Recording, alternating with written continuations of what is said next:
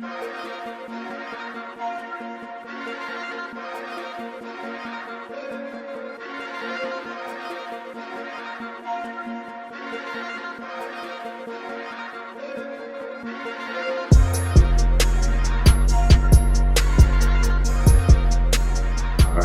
in to another episode, another season.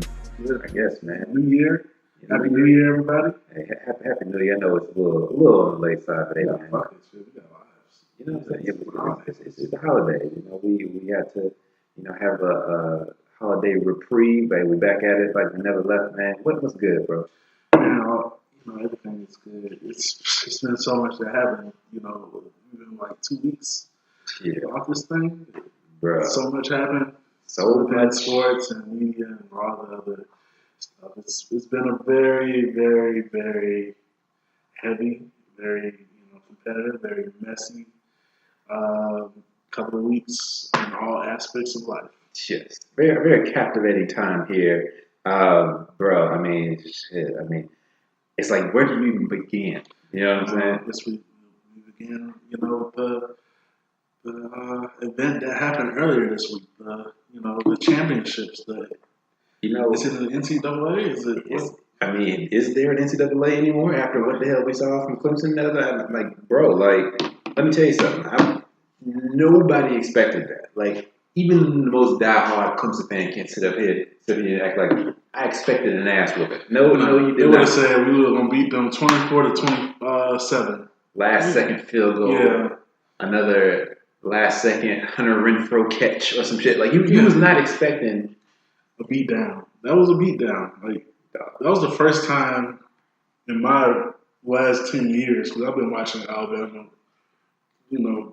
just watching them dominate since college, 2008. I was watching Mark Ingram in Alabama.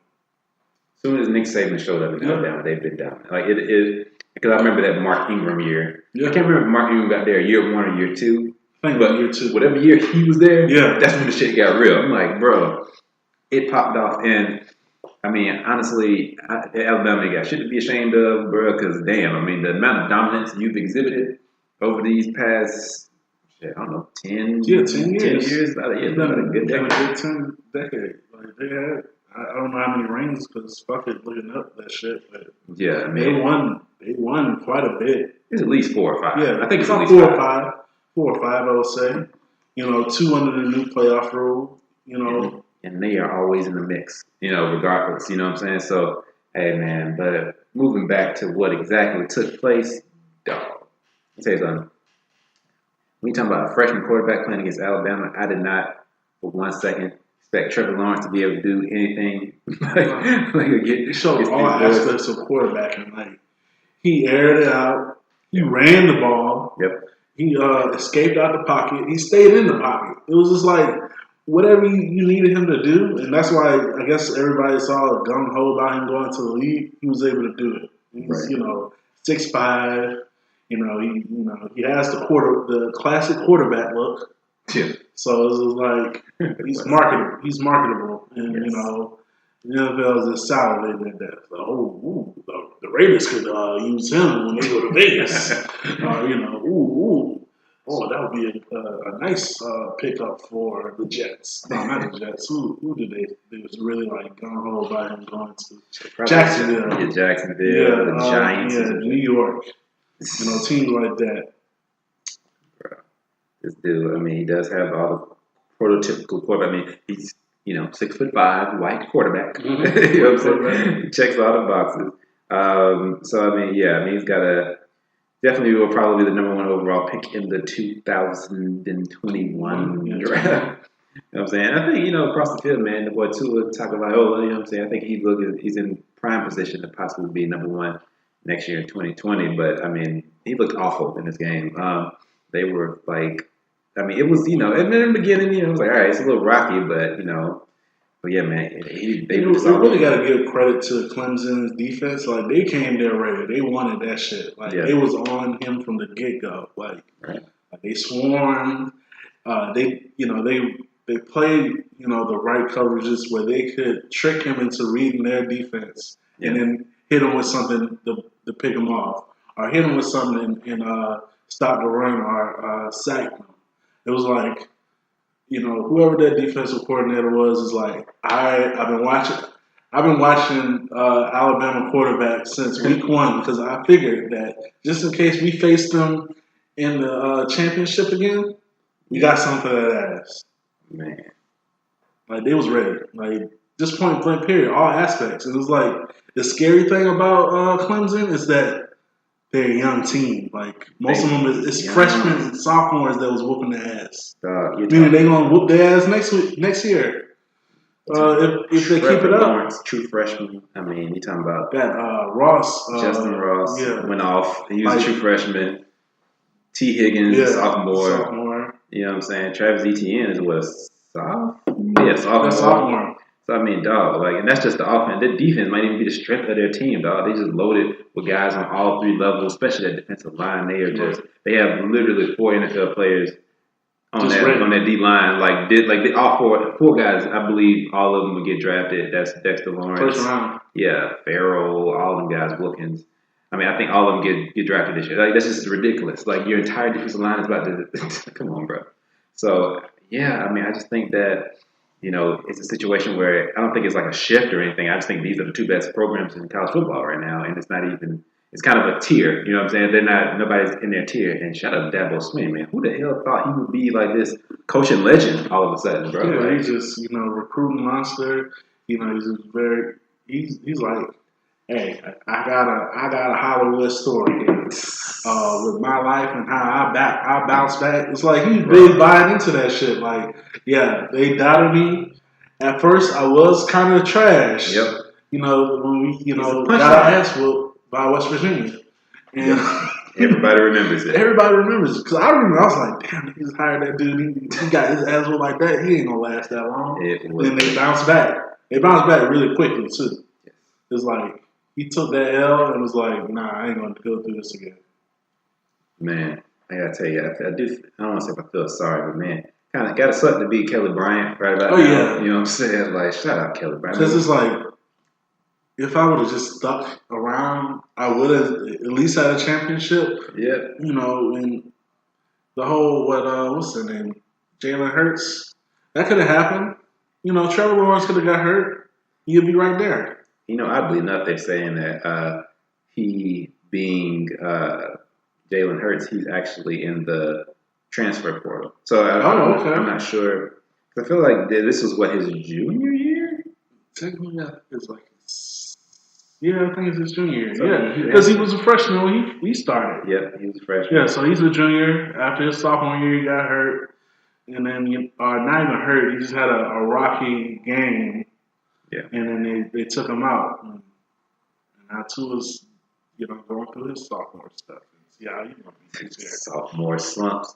It's happening. But yeah, bro, it was a crazy college football playoff. We talking about when we talking about that Notre Dame game was an ass whooping. Yeah. And, I guess it just wasn't as eventful this year as we might have hoped. But, hey, you can't have every year be an instant classic like last year's playoffs. So, it is what it is, man. Speaking of playoffs, man, we got to touch on these other playoffs going on, man. I mean, wild card weekend is happening. I know some teams, fought hard. Some teams just folded. Like, what's up with Houston? Like, what happened there? Like, was it just that the Colts came in there? It was like, oh, we got a narrative to live by. We coming up from the bottom. We just got to whoop their ass. Or did Houston just fold at home? I think it was more good Colts than bad Texans.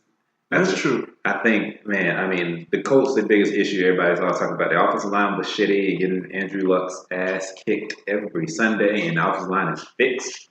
You draft Quentin Nelson, and you get guys like Ryan Kelly and all these guys. Like, nothing about it is sexy. Like, it's not like, oh yeah, we're excited about it. No, it's just like shit that needs to be done. Right. And then you get a guy like Darius Leonard and them guys they got on defense. It ain't like no big name guys, but they just play their ass off. And they've been locking motherfuckers all year. Like, and people just ain't been noticing it. But you get into the postseason, and I'm gonna tell you that defense travels. It doesn't matter where you go. They went in there and Houston locked them up. Houston has a shitty offensive line as well. Deshaun Watson is routinely running for his life.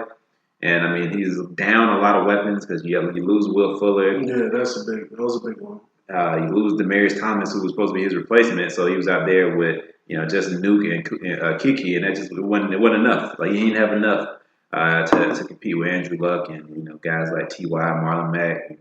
Eric Ebron is like all of a sudden like the top tight end in the game. All of a sudden, just catching everything, just living life. He's like, yeah, I was trash as hell in Detroit, but now, worst to first, baby. Worst to first. Like this got to be the most bullshit. Like nobody saw this coming. Gosh, I had Eric Ebron on my team so many times. Like this the year Ebron. Yeah, I had him this year. I mean, he had some great games, but he also had some very bad ones too. Yeah, that caused me to pay this nigga over here $20 earlier this week. You know what?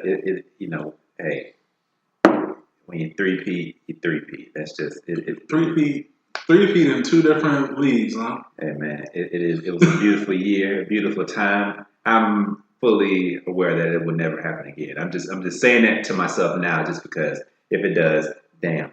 But I gotta say though, man, just looking at the postseason, your team, hey man, I might have. My team in real life is really shitty, and yours isn't. So, since you're talking about the Falcons and the Saints, just to be clear, just to put those clear details out there. We out here firing coordinators, and y'all are out here in the playoffs. Throwing up cash and rings and throwing up cash and rings, man. You know what I'm saying? Big money, Payton, as people are trying to say.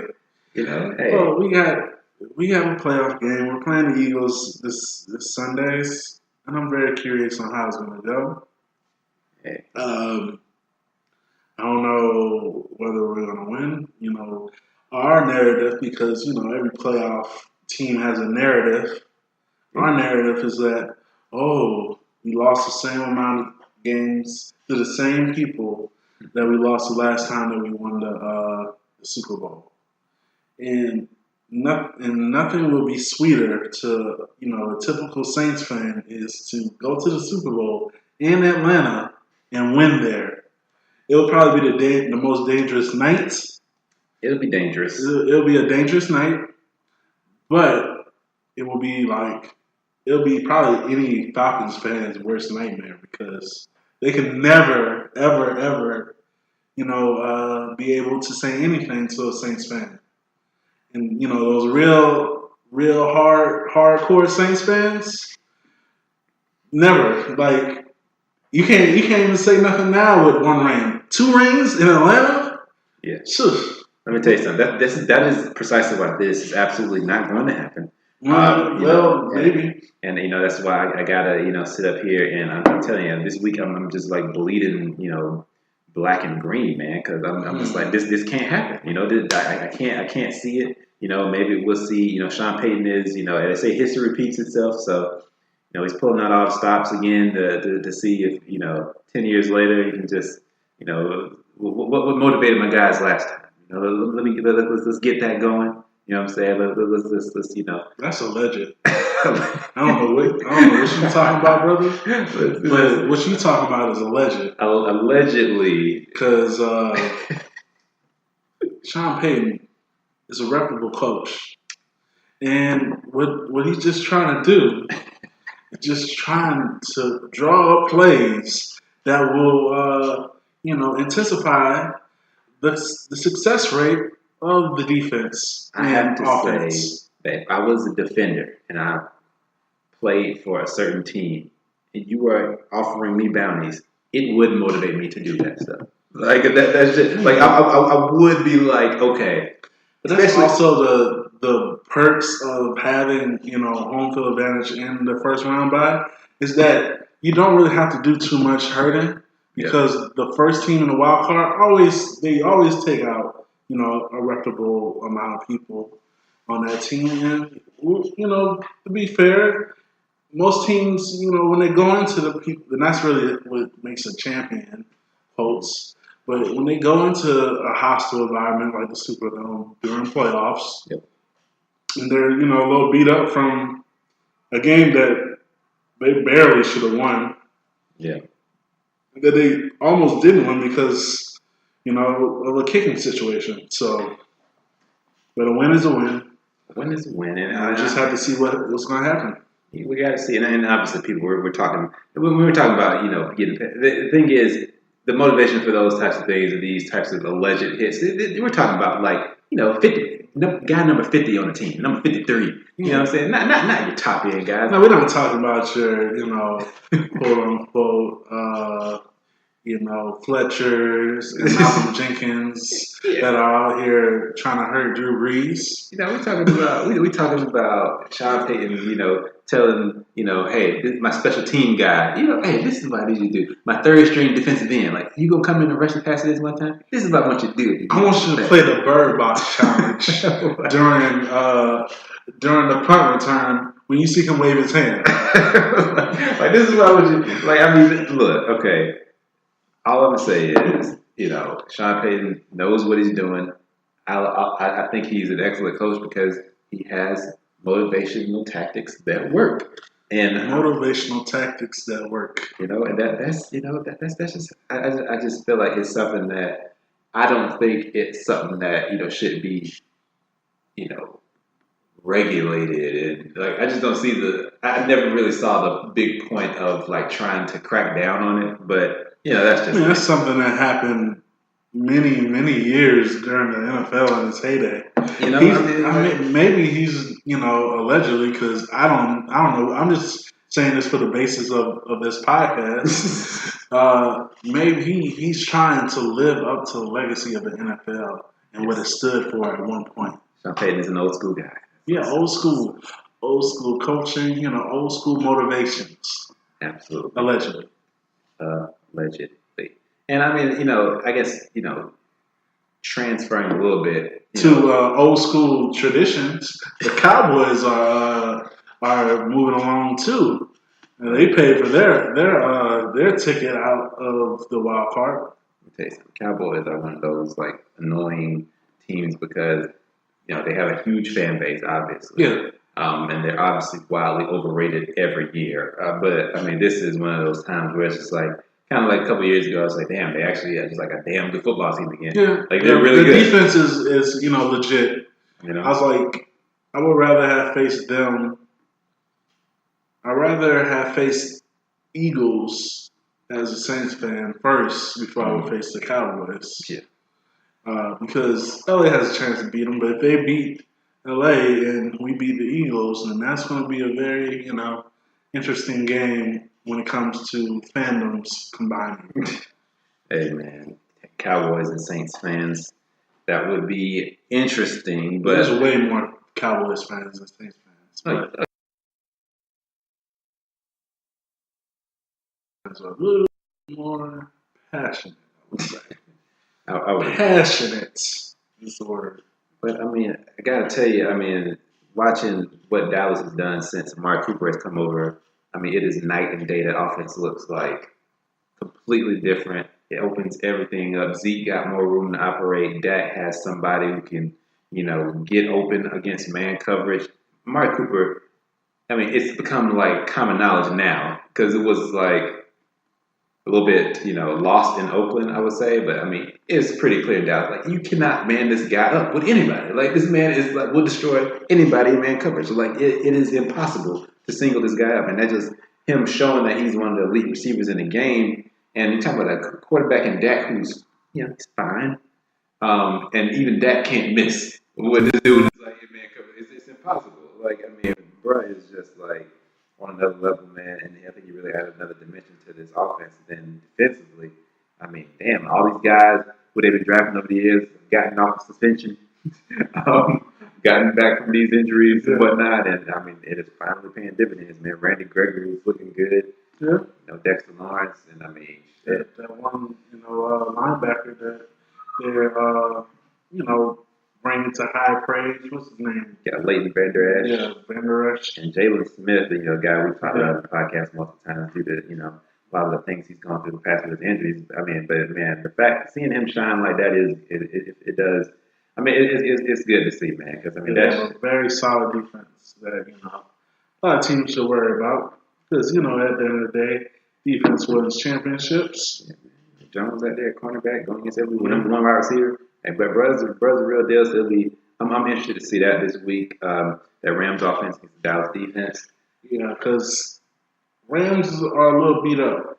I want to see how their bye week has really fixed what they were in the season at. Because Gurley was really hurt. Because he's gonna play. No, that's no question about that. The thing is, the Rams fell off after their bye week. Because they had that ridiculous shootout that they won against the Chiefs. It was like 53-51 or some shit. They won that game, had a bye week. They have not been the same since. I don't know, because everybody's saying Cooper Kupp, like this Cooper Kupp injury, but they didn't have him that game. He dropped 50. You know what I'm saying? So it's like, what is the problem there? What's going on? And now I don't feel confident with the fact that say what you want, man, but like when your assistants start interviewing for all these damn jobs, it is not a good thing. No, it's not. So they got too popular. They got too, too good of a coach. It's like he's a good coach. Yes. Don't get me wrong, but it's like they're cursed by that. It's like, because he's so young and he's doing this to the team. Yep. Everything he touched is gold. He has that Midas effect. Yes. It's like, okay, he breathed on this dude. Yep. Let's give him a position with Arizona. Yep. It's just like it's so many dudes getting jobs just because they got dapped up by Sean McVay. Was getting dapped up by. It's wild, bro. I mean, like if you hold any position that is offensive with the Los Angeles Rams, you have a head coaching job waiting for you. Yes. Like right now. Like wherever you want, take your pick. I mean, the fact that Matt LaFleur is the head coach for Aaron Rodgers now, it blows my mind. Because when he was an assistant here, when we went to Super Bowl and Kyle Shanahan, and like they didn't even, maybe it was a mistake, but they didn't even consider him to replace Kyle Shanahan. Like they were just like, okay, whatever, we go with something completely different. And this dude goes to be an assistant with Sean McVay for like 2 years. And now said he is the head coach of the Green Bay. Like, what the fuck? Is he like 30? Well, all of them 30. Yeah. If you're a McVay disciple, all y'all 30. All y'all hang out together. It's like, all right, when we in the city, we're just going to go out. We all under 35. We ain't really married for real. Yep. We kind of single, so we can be out with the players. So it's like, we can have a young team. It's a young league.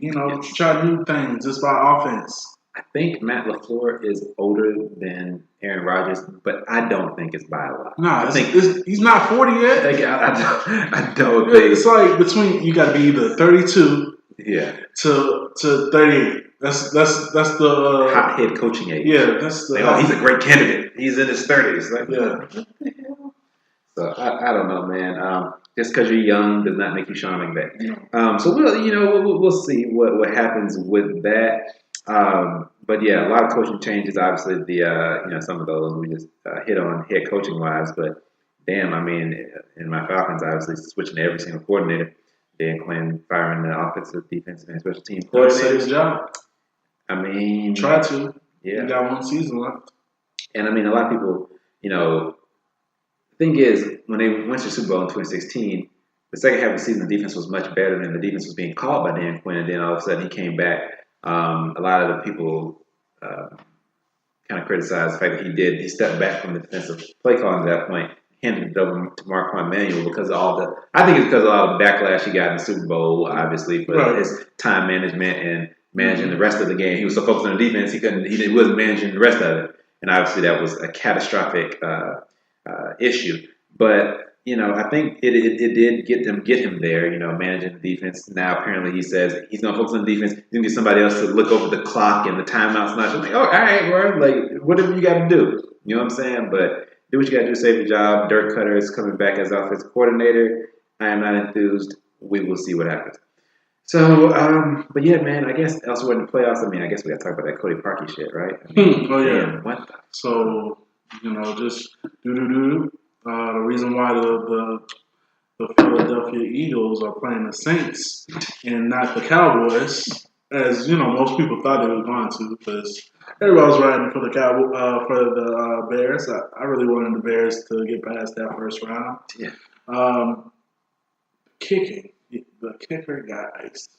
And that shit usually don't. I mean, I want to say it usually don't work, but like, dog, what are you talking about? A guy, he literally made it. He made it. It would have won if he didn't call timeout. But unbelievable. I mean, it's one of those things where it's like we all got jobs and shit, but I mean, I think if any of us like makes a mistake on our job, it ain't like we don't get death threats. You know what I'm saying? Like, we have people waiting for us outside of the stadium after the playoffs, like, just waiting to see if you come out. Bro, like people, they were angry at this man. Like, dog, like, I mean, Cody Parkey, man. I mean, you talking about a guy who just like, hey, I can kick a football, and now this is his life, like dealing with all this shit. A double doink too. It was like the worst type of miss. It was like boom. Oh, okay, it might go back in, boom, and then it goes forward. That is so hard to do.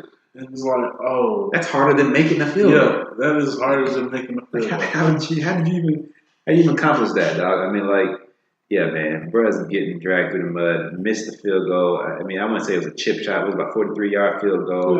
Yeah. It was cold as fuck, probably in Chicago. I mean, but at the end of the day, he missed it, and I mean, yeah. It's just one of those things, like, you can blame it on the kicker all day long, but, I mean, it's not like the offense didn't have opportunities. It's not like the defense didn't give up a game-winning drive to Nick Foles. Yeah. The number one defense in the league gave up a game-winning drive to Nick Foles at Soldier Field. What the fuck? Mm-hmm. So we can continue to blame the kicker all we want to. Yeah, but at the end of the day, if it gets to that point, it's more than the kicker. It's the defense. Mr. Trubisky not being clutch. Yeah. I'm not bagging on him because he's like a second-year guy, but I mean, he didn't get it done. So. Yeah, he kind of folded. Folded in the moment. Of course, most would say that he was a little, still getting over those injuries. He hadn't really been back since he was injured a couple of weeks ago. But still, hey, you got to go out there. It's any given Sunday. You got to win. You're in the playoffs. Y'all had like a straight shot with your defense to actually like win it all. If y'all just stuck to your guns, but y'all folded. Gotta get back to the drawing board next year. You do not have a first round pick as a result of the Khalil Mack trade, which I do think was still an excellent trade. Yeah, I mean, y'all don't really have too much to fix. Yeah, it's more of like let's just get back together as a team. We had that experience. Let's just try to tighten up this defense, tighten up the offense even more, so they can kind of correlate with each other. So it's like, okay, when the defense is lacking, the offense is busting you upside the head, or vice versa. True that, man. And I mean, I think there's only one other game we didn't touch on, and that's the Ravens and the Chargers. Oh yeah. Dog, I mean, Phillip Rivers is coming through. He wants it more. We saw that. We saw it coming. I mean, as a person who survived Phillip Rivers in the championship week when he dropped 3 points against that Ravens defense because the Ravens defense completely fucking suffocated him. In LA, apparently, right? Were they? Right, yeah. Were they in LA? Or are they in Baltimore? I'm not 100% sure. I think it was in LA. And then for them to go into Baltimore the way they did, that was impressive. And I gotta say, man, the Chargers, man, they look like they could. We've been kind of hinting at this all year. They had Baltimore at home, so and they struggled with Baltimore at home, then go into Baltimore and handle business. Like, I don't know, I don't understand, but at the end of the day, I don't want to say San Diego, but the Los Angeles Chargers have the worst fan support in the NFL when it comes to home field. Because nobody apparently 20,000 people go. Nobody 15. Nobody fuck with the Chargers out there. So I guess maybe it is a situation where they prefer to be road warriors and just go on the road against that adversity versus like some half-ass home crowd that has a lot of visitors infiltrated. So I think it might work in their favor to be a wild card and see. We'll see this week as they go into New England. Because that's going to be different. But, going against that Ravens defense, and for people, first of all, to try to criticize Lamar Jackson, who literally got these motherfuckers to the playoffs. Yeah. Joe Flacco had them, sputtering completely out of the race. Flacco dropped, a few games in a row. And it was like, all right, we ain't even about to make the playoffs, and Lamar gets you there. Like, come on, right? If y'all don't get off this man, dog. He's not calling plays. He is a rookie. A rookie. A rookie. He's following orders. He's following commands. It's like he's listening to Joe Flacco. He's listening to the coach. He's listening to everybody else. It's like he doesn't have that personality on the field yet. That he's like, nah, that don't look right. Let me do this. I mean, the only thing he know at this point is if I see an open hole, I'm gonna run for it. Yeah. But it's like all that quarterback awareness that you learned through years in the league, he hasn't learned that yet. And the fact that he took them as far as he did his rookie season, off of running and scrambling and throwing the ball, to his best of ability, that's kind of commendable. You gotta tip your hat to that, and it's like you can only get better from there. Yes. But hey, somebody got to point the finger, and he's an easy target. Of course, and we know what that reason is. I mean, we're talking about a guy who lost 2 games as a starter since taking over. Lost at Kansas City and lost a playoff game against Phillip Rivers in that Chargers team. I mean, is that something to?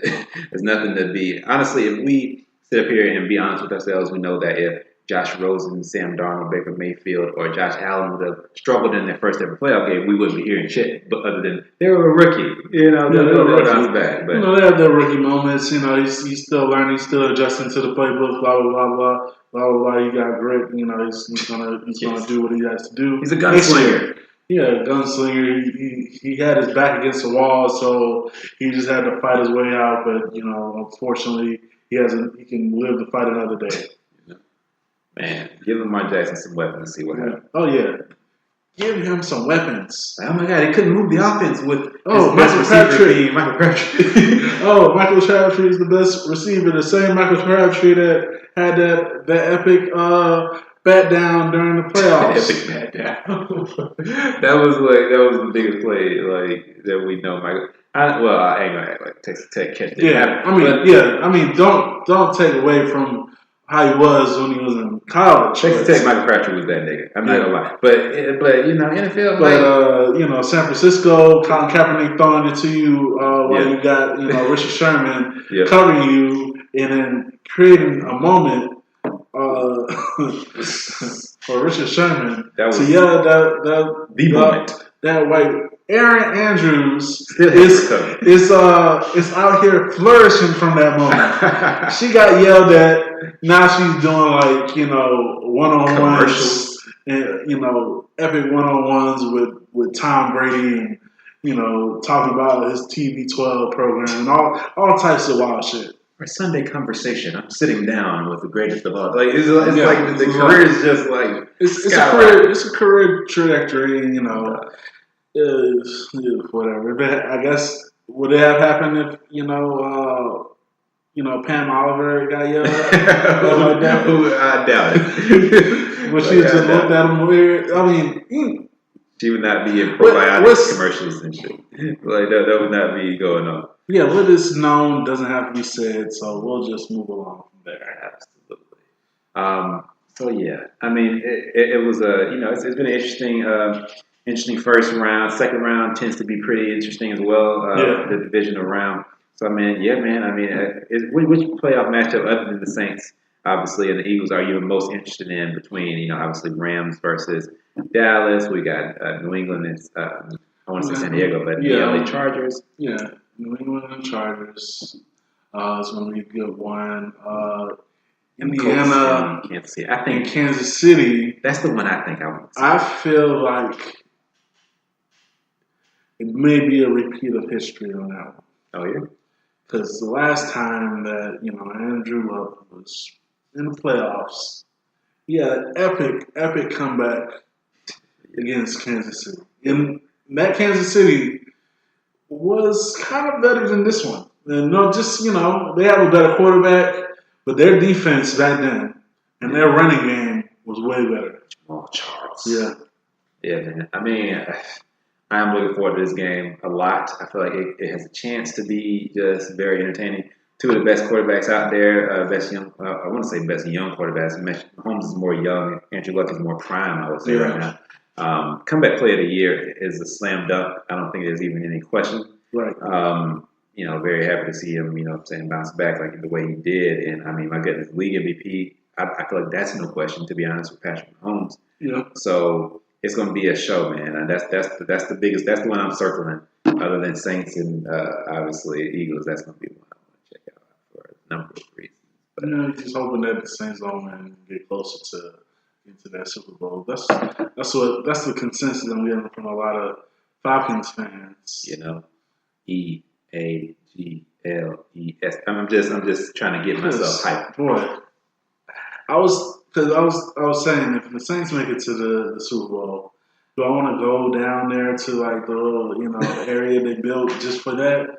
And I was like, I don't know, because it's going to be dangerous. It's going to be dangerous because it's going to be a lot of New Orleans people out down there. But it's also going to be a lot of hate. It's going to be a lot. Like, if you live here, it's a good bit of haters. It's going to be a player haters ball. Yeah, it's going to be some haters. And haters going to be tough and mess. They're going to go for whoever.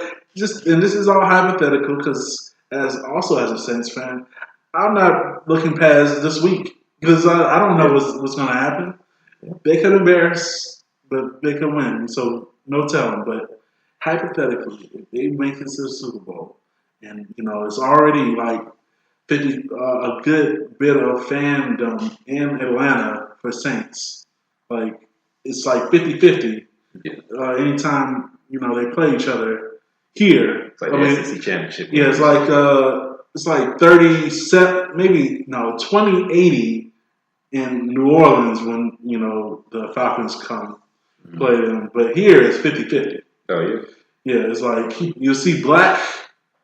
And you see red and black, but you'll see like a all black sea because it's Saints fans. But if they come to the Super Bowl, if the Saints play in the Super Bowl, Falcons fans will be there rooting for the other team, talking shit. Yes.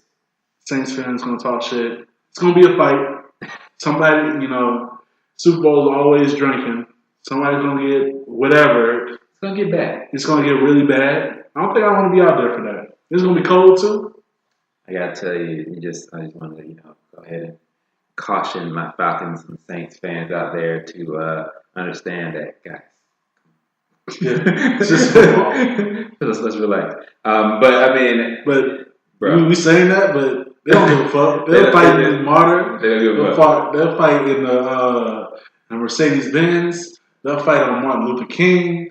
They'll fight at the Ferris wheel, Centennial Park. It's just on site during that time. Somebody's going to get stabbed with a sharpened fleur-de-lis. Mm-hmm. It's going to be a situation where somebody's rise up banner will be strangled below somebody. Somebody from Atlanta might pull out that thing and try to air it out, accidentally hitting somebody.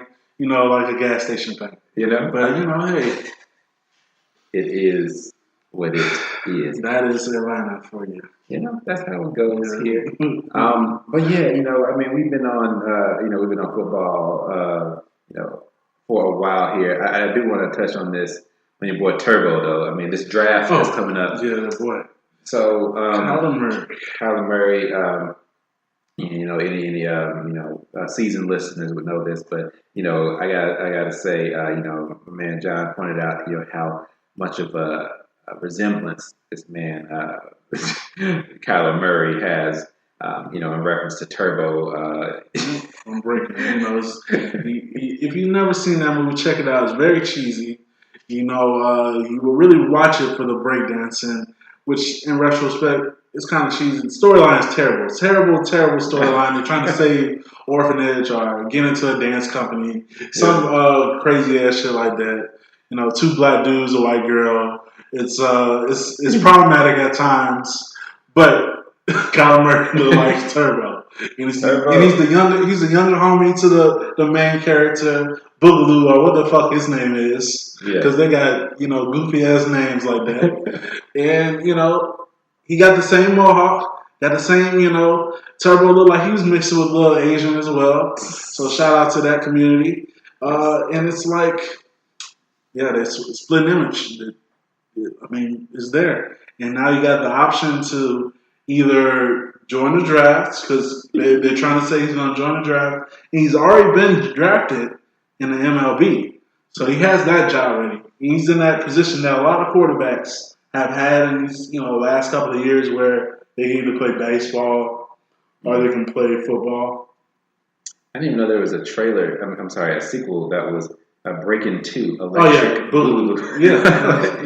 And that's when he was Turbo. It's a very iconic scene where he was dancing on the roof and and doing break dances on the roof, trying to seduce a young lady. I remember that from my childhood. I always wanted to dance on the ceiling. So it was like, yeah. Gotta get those moves like Michael Boogaloo Shrimp Chambers. Yeah, I told you it's a goofy ass name. It is a goofy ass name.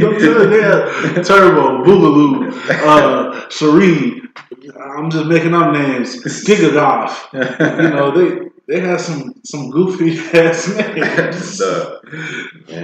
But yeah, man, I feel like so what we're referring to is former quarterback Kyler Murray has stated that he is actually interested in playing football in the NFL. The thing is, there's a situation where he was actually drafted by the Oakland A's to play baseball. So a lot of people assume that he would go that route just because we do have a lot more higher upside earning power in baseball. Now, it is a little bit of a discrepancy as far as the baseline. I think that's a little bit skewed. I think people think a little bit too much of what the average baseball player makes. It's not that much more different than what a football player would make. But the high-end baseball player makes astronomically more than the high-end football player. Yeah. So it's just twos of millions, hundreds of millions.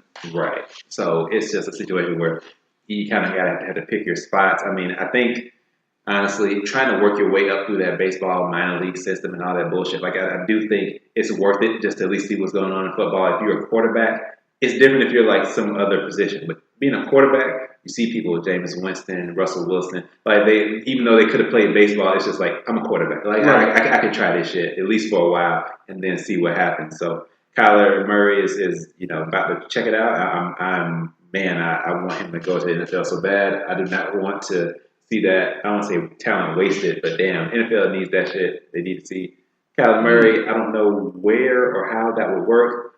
The Cardinals are coming out saying that they would not be trying to trade Josh Rosen. They did not say that they would not draft Kyler Murray. So. Right. So they have two quarterbacks. I think it could all be BS. If Cliff Kingsbury, the new head coach, who's also Sean McVay homeboy. Yeah, obviously. He's a young offensive mind. That's the key, right? Any offensive coordinator over 40 is just gonna. People don't realize the best offense this year was Kansas City, and the Reed has been around forever. Come on, man. You don't have to be 30 years old to coordinate offense. Whatever. But hey. Yeah, it will be very exciting to see how Kyler Murray is gonna what his decision is gonna be. When a lot of people are saying that this particular draft is not that many quarterbacks that's gonna to pick from. They're really waiting on the Tua kid to get in the league. Really waiting for the new White Hope Trevor Lawrence to get in the league. I believe that also is the Jake Fromm year as well. That's just the year they're waiting for. Yeah, they're waiting for after next year. So it's just after that, then it's going to be they're going to have a smorgasbord of quarterback potential for them to pick up. So I reported that this is the worst quarterback draft since the quarterback draft that had Geno Smith and E.J. Manuel, which as terrible as that draft was, I do think it is an interesting dichotomy there when you talk about how top quarterbacks in that draft were both, Geno Smith and E.J. Manuel. The top two quarterbacks this year are Dwayne Haskins and Kyler Murray. There's two interesting characteristics about those individuals. They happen to both be black and be quarterbacks, all four of them. But hey, we have discussed. But it's a very defensive draft. This draft is loaded defensively. I was hoping that Falcons would not win these meaningless games towards the end of the season. We finished strong. Great. Now you have the 14th overall pick. When you could have had pick 5. chalk that up to stupidity. So, but hey, you got your pride, you got your wins, and I in a lot of ways agree with that. So, yeah, bro. I mean, I guess we could take this opportunity to try to finally transition out of football, man.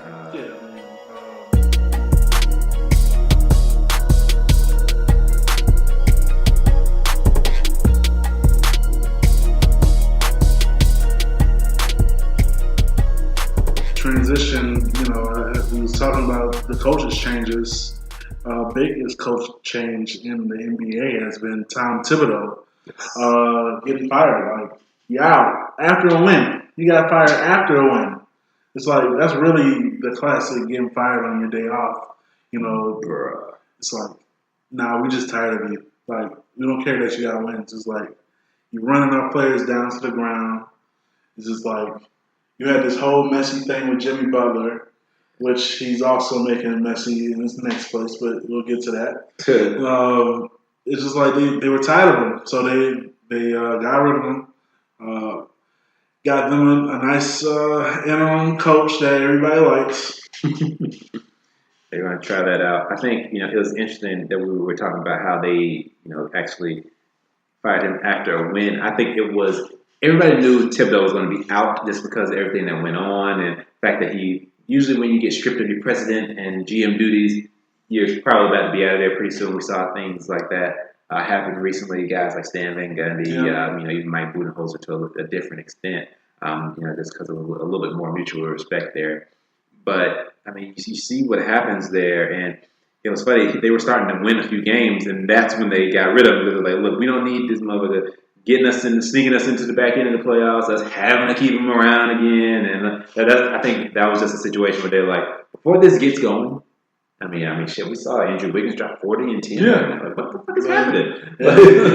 He looked very promising. He looked like he was supposed to look in Cleveland. You know what I'm saying? So, it's Minnesota is. Tibbs is out. I don't know what's going to happen with Tibbs guys. You got all these, Tibbs guys like Tyler Gibson and Derrick Rose and all these guys. I don't know how long they will be there. I think Derrick Rose is going to. Well, Derrick Rose, has gotten the fans behind him. They're starting to rally behind Derrick Rose. He's been consistent. It's kind of like his comeback year in all senses. So. Yeah. I would say that they have trading power with Derrick Rose now. Would you say? If they wanted to get rid of him?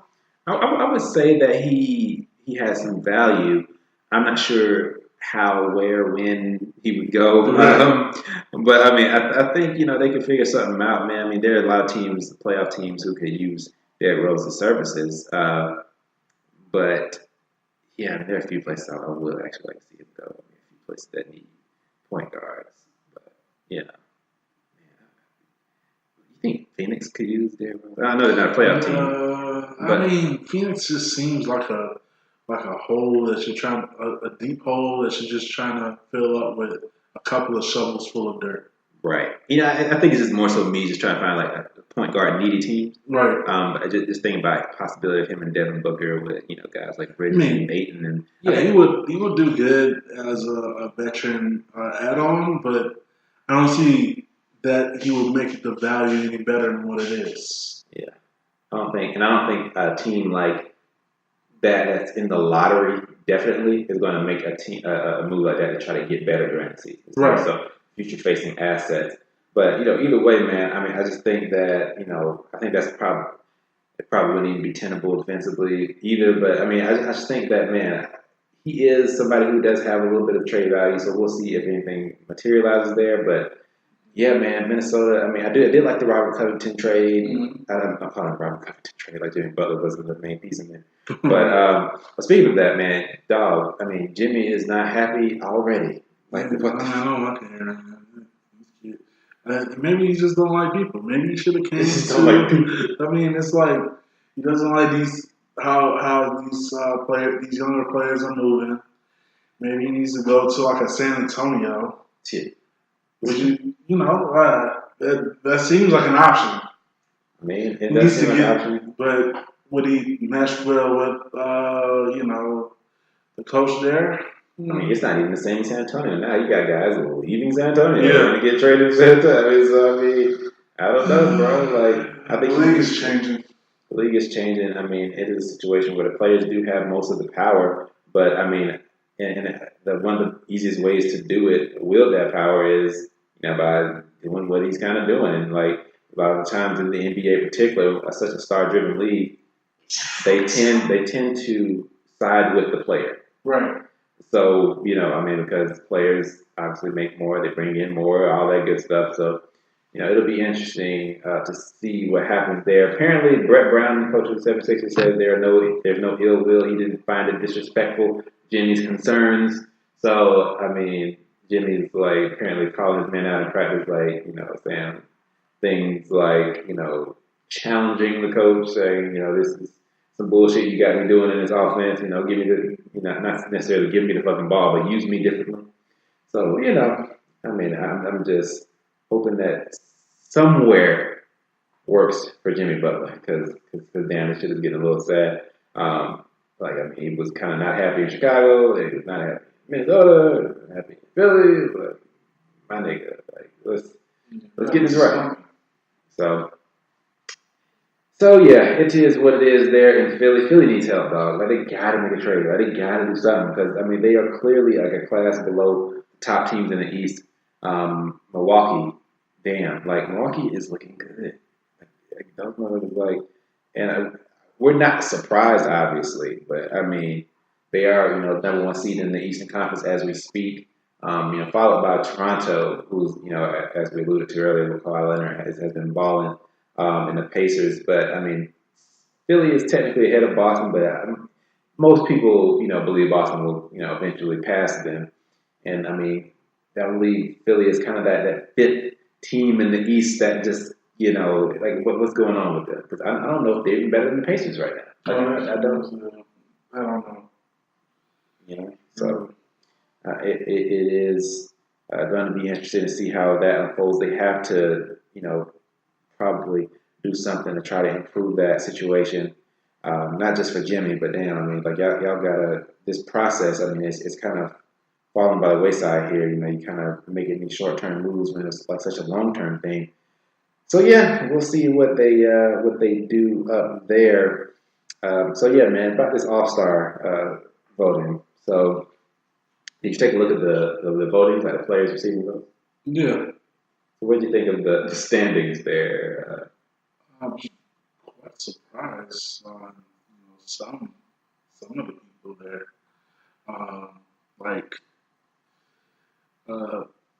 Derrick Rose being pretty high was kind of surprising. It's like, okay, a lot of people rallying behind Derrick Rose. Yeah. I mean, he having his moments. Of course, LeBron was obvious. The East Coast was a little, yeah, man. I mean, you got Vince Carter, who finishing seventh so far. Vince Carter is seventh among front court players in All-Star votes. That means he's, he's more than likely, if he doesn't make the team, he's going to be a reserve if somebody drops out. Like, he'll be in there somehow. That would be crazy. Vince Carter, my favorite player back in 2000. Yeah. Is out here, still being an All-Star. And, you have to give a lot of credit to him arriving at the Hawks because it's like he's been rejuvenated. He's been dunking. Yeah. His old self is like whatever he got into when he got here has been a good thing because he's dunking. He's getting getting the threes, the looks that he wants. He's enjoying the culture of the Hawks or whatever. He's really rallied behind them. Bro, I just think that it was just a good fit for all involved.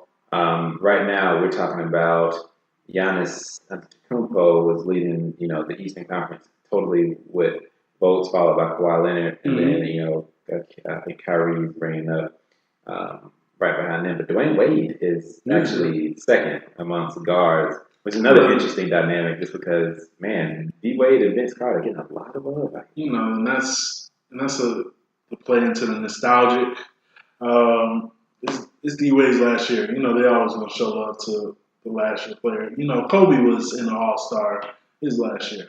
Right. So it's just like, that was a given. I wasn't really surprised that that D-Wade was, you know, getting that type of love. I was like, of course he's gonna have to be in there. They want to make sure he goes out like in a bang. Sure. Also, Luka Doncic, man, over 2. Oh yeah, Luka. He's second in the West behind LeBron James. That's a pretty big accomplishment. Yeah, it's like Luka's gonna more than likely be on an All-Star team his rookie year. Yeah, I think it's a very, very likely possibility. I don't necessarily think he should be listed above, you know, front court players like Kevin Durant, Anthony Davis, Paul George. I mean, you know, I think he does deserve to be in that mix. The guards in the West, I mean, it's looking right now like Steph Curry, Derrick Rose, James Harden, Russell Westbrook leading the way. So, man, it has been interesting just looking at the way these votes have unfolded. Also, Lonzo apparently is the 8th ranked guard in the West, which is, but you know, it's the big baller brand that is probably aiding in that. Jeremy Lin, obviously, we discussed that as well, being 8th amongst guards in the East. So just some funny stuff there. Jeremy Lin, Luka Doncic. Is it just a couple of people who just have like really nuclear fan bases that people, like, I don't think a lot of people really understand how big those two players' fan bases are. Luka, obviously, we're talking about worldwide. So, I mean, the entire Europe is basically behind this guy. And, you know, Jeremy Lin with such a contingent of fans himself. It's just funny seeing how that works out with the All-Star voting, man, because it is nothing but a popularity contest, especially when you got Kevin Durant 4th and Anthony Davis 5th. So that is all you got to say about that.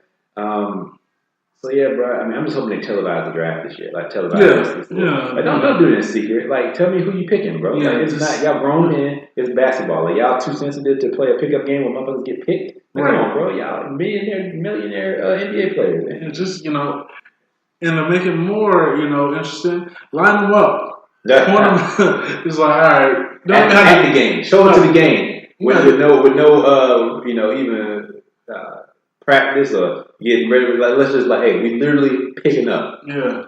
Oh, that would be good. Just like, all right, pickup game. Yeah. You know, all-star pickup game. Here's the microphone, LeBron. Pick your guy. Yeah. All the picks lined up. Oh, I want to get Dwayne Wade. That's my friend. And, you know, it's just like, nah, that would be corny. I just thinking about it in retrospect. Because, you know, I would rather, you know, the two captains be in a room. They got all the pitchers there. They'll point. Yeah. And then, you know, have one on the team. Yeah. Just do it some kind of way to where it makes sense. But yeah, bro. I mean, we're trying to see that. Who do you think is MVP so far? NBA. Yeah. Well, James Harden's putting up the fight to be MVP. James Harden has been spectacular. He is. I mean, I believe who was that? Was it Stephen A? So he's the best offensive player in the game. Yeah. I think it's true. So I don't really have any other analysis other than that. I think that might be true. Elsewhere in the NBA, man, I mean, you've seen a lot of teams tanking, still tanking it up. Shout out to the Hawks. Y'all doing a consistent tanking. It's like you're trying to win, but you right at the last second you let the other team win. Oh man, it's been some nail biters. Yeah, that Toronto game, reverse nail biters. I was it was like part of me wanted to see Trae Young. First of all, this man, the respect you got to think about when they throw Kawhi Leonard on you at the end of the game, like that you should know. You should not feel bad. You should feel respected. Right. You know what I'm saying? That's just an excellent defensive play. That you doing something to get, you know, locked down defense. Yeah. But I mean, you don't want to end up with the 5th pick. You want to try to get that first. Yeah. You want to try to get, obviously, in my opinion, Zion Williamson, I believe, is the best player. So right now they kind of got, you know, the Hawks at 3rd. Yeah. You know, getting Nasir. And which I wouldn't be upset with, but Nasir has not been as impressive as I expected him to be this year. Right. Same thing with Cam Reddish. RJ has been straight, but I think it's very clearly been Zion 1, RJ 2, and everybody else is just trying to get in where they fit in. But I mean, I got to say, man, just like looking at the way, you know, these, the way the draft is shaking out, man, like that Dallas pick is going to be a critical thing, for Atlanta, just because, Dallas is kind of teetering on that. We're kind of competitive, kind of terrible kind of situation. Yeah. So it'll be interesting to see where that pick falls. But yeah, man, it will be interesting as long as you get to that bottom three, as we've stated a few times. You have the best odds. The bottom three teams each have 14%, and then it kind of just staggers up from there. So it's going to be a lot more flatter odds. We'll see who comes through. You know what I'm saying? Gets that top pick, man. But yeah, it might be a game changer.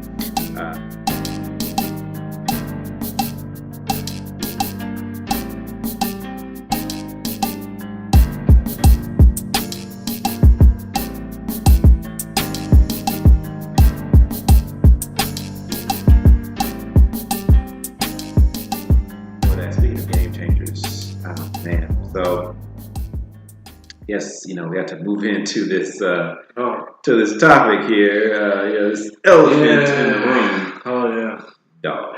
As most of y'all have seen or read or debated or whatever you have done last week. Lifetime. Messy Lifetime. Man. Because let me tell you a little thing about Lifetime. Lifetime. Their content that they put out is probably some of the most depressing stuff. I mean, the movies that they have. I remember, like in high school, I was watching this movie. I was watching it probably with my mom or something on Lifetime. We just was watching this. And it was about this woman that was having this badass day. Mm-hmm. Like everything was going bad. And this other lady that was having a kind of okay day, but she had more money than the woman with the badass day. And it was like they kind of, crossed paths. And it was like a road rage shit. And the woman that was having a badass day was like fuck you, bitch. Oh.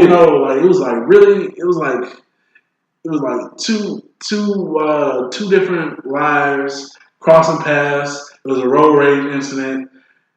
Lifetime so fucked up. The woman that had a bad day, got in a crash, died. Woman that, was well off, had an okay day, survived in the movie. I mean, it was just like... End of the movie. Yeah, end of the movie. And it was like, what was all this? What was all this showing how she struggled, how she trying to take care of her kids, just for her to die then?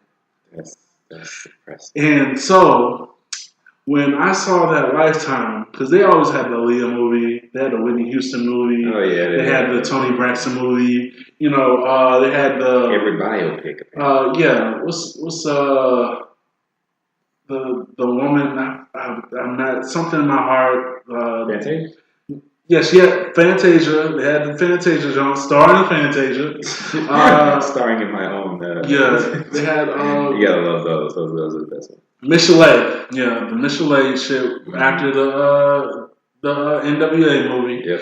It was just like they had all these movies, and now they have the R. Kelly doc, Surviving R. Kelly. Wow. I personally haven't watched it because I don't really fuck with R. Kelly like that, but I will check it out because this is shit that everybody have known for years how like fucked up this dude was doing. He was taking these chicks in concerts, taking away from families. The whole Aaliyah shit like fucked up, and like hearing about like how his music is very influenced by his fuck shit. Like you can't really listen to songs the same way by him. I gotta tell you, man. Like, and it's like just even looking back on a lot of this shit, like the way it's been swept under the rug and just laughed off over the years. I did watch the shit. Like we actually watched the whole shit, and damn, bro, like it's all fucked up. I just think that it's just a situation where we're just kind of like laughing this shit off, let everybody get their jokes off about it. Yeah, the whole and the main thing that everybody's doing, because I'll admit that I was part of it because I was a young personal kid.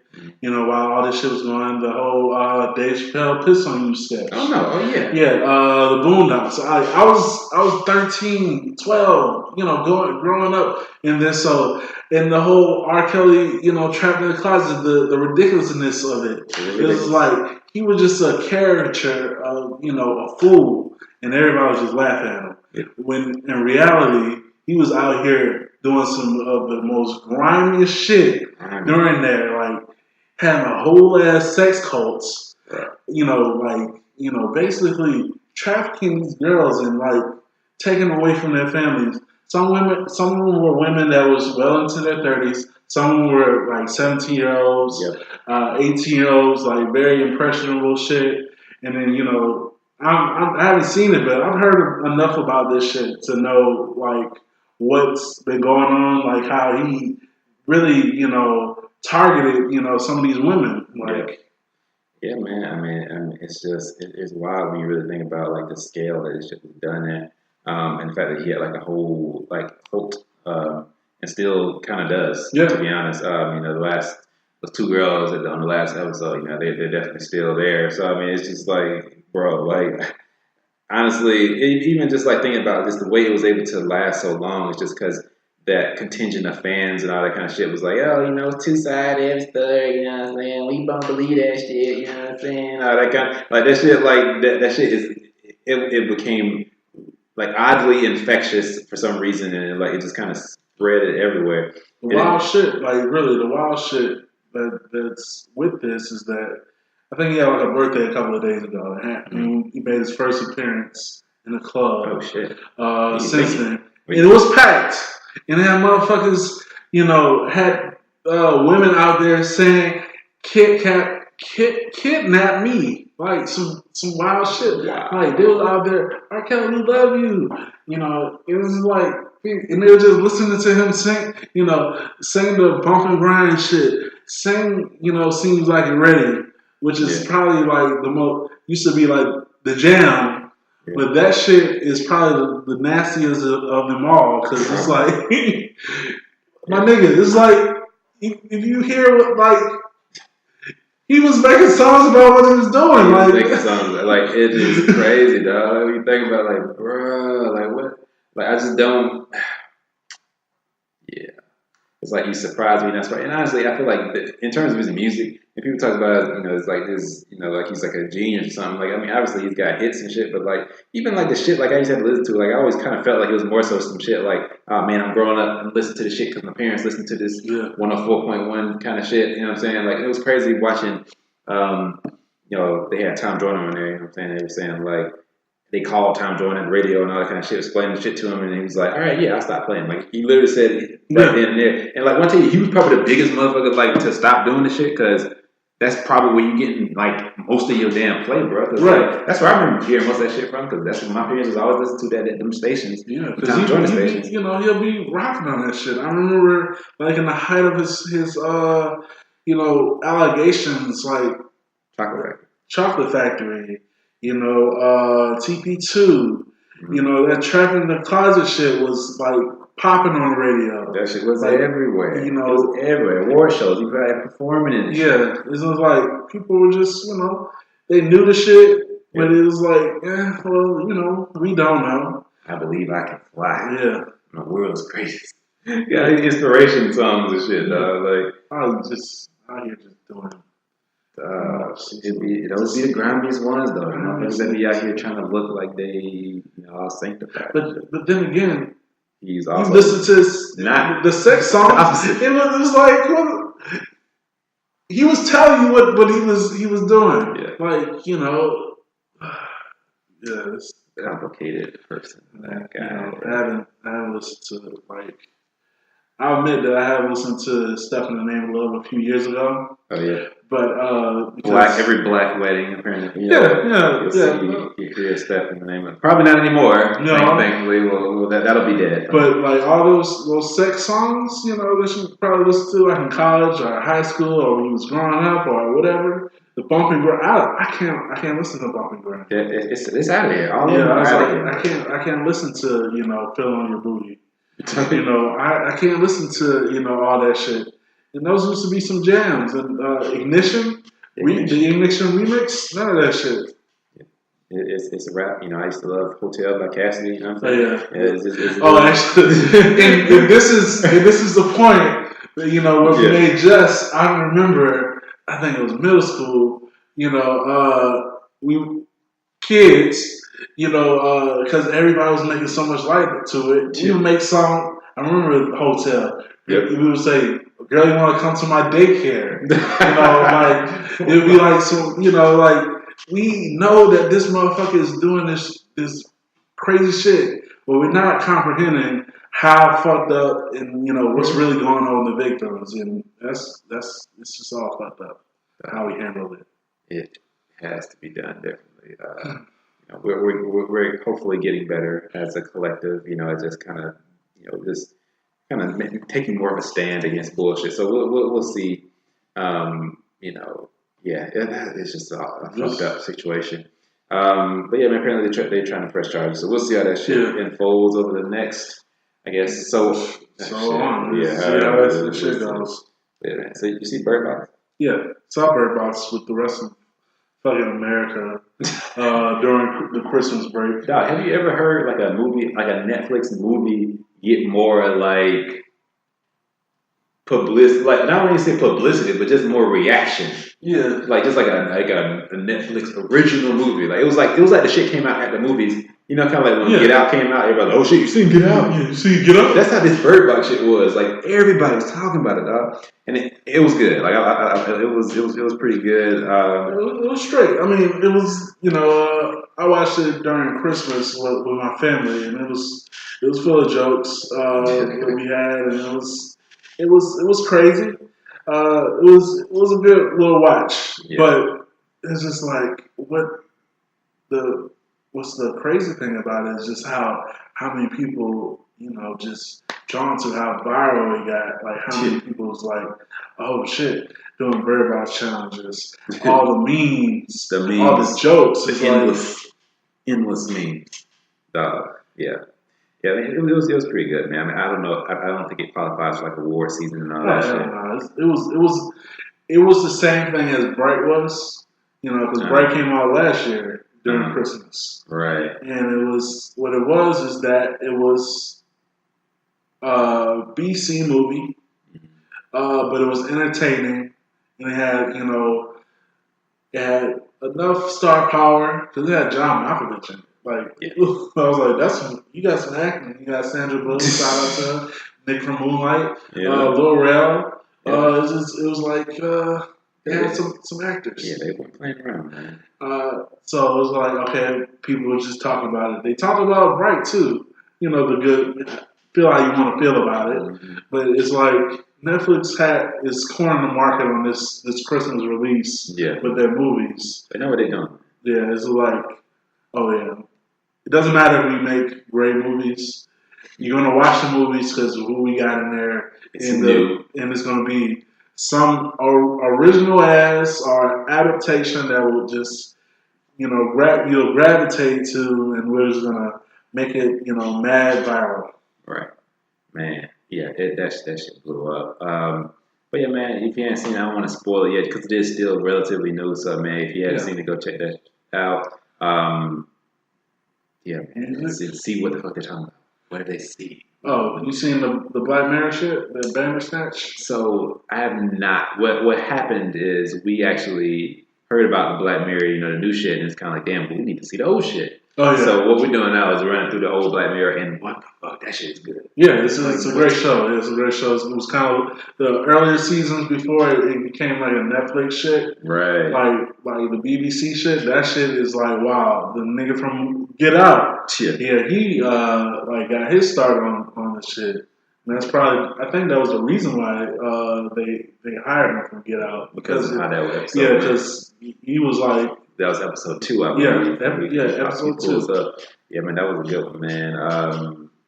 Yeah, dog. I mean, just watching that. Oh yeah, it also was the Golden Globes the other day, man. Some weird stuff happened there in terms of who won and everything. So I'm a little thrown off. Bohemian Rhapsody, damn shit. That shit threw me. No, I mean the nigga looked just like he did look just like. I mean, he looked exactly like the dude. It was like that helps. I was like, you know what I'm saying? So it was like, okay, he must have really like personified him. Yeah, and it's like.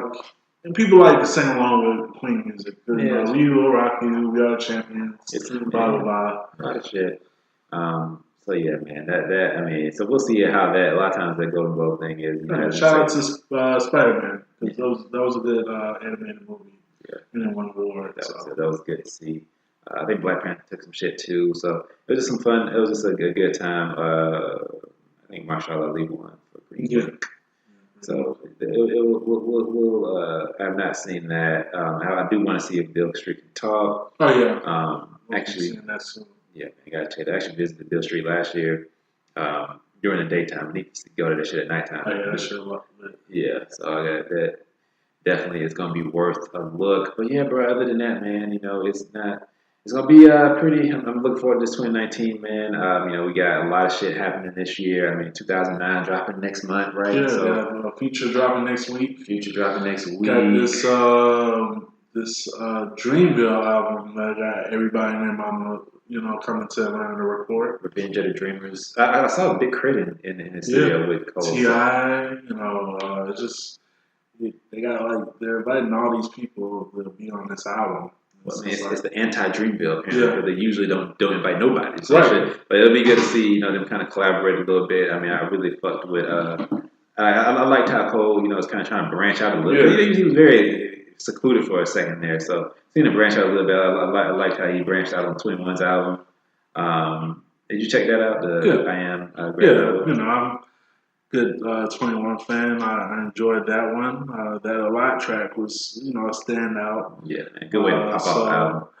And then, a surprise J. Cole feature. I did not expect this. I didn't expect it at all. It obviously had ASMR that, apparently turned into news, apparently, because LeBron posted it, and all of a sudden it's like, oh my God, what a terrible person. You gotta watch out for saying Jewish money. Holy shit, yeah, that was just some crazy shit. Like, honestly, I think when you talk about LeBron, literally quoting a song and now, we have a problem. This is like he's a role model. Like, dog, really? We can't. This is a time in life where you cannot do or say shit. That's a fact.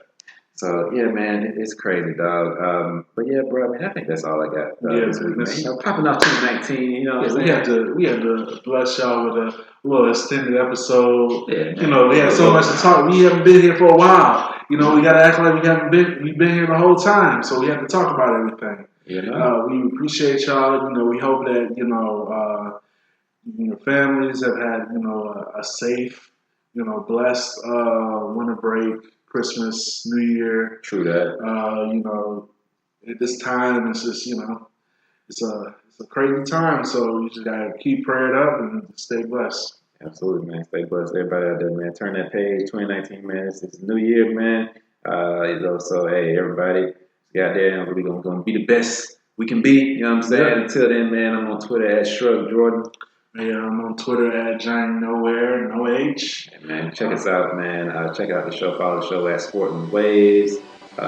We should have this episode up pretty soon, man. So, hey, man, be on the lookout for the one next week, man. Till then, hey, we out.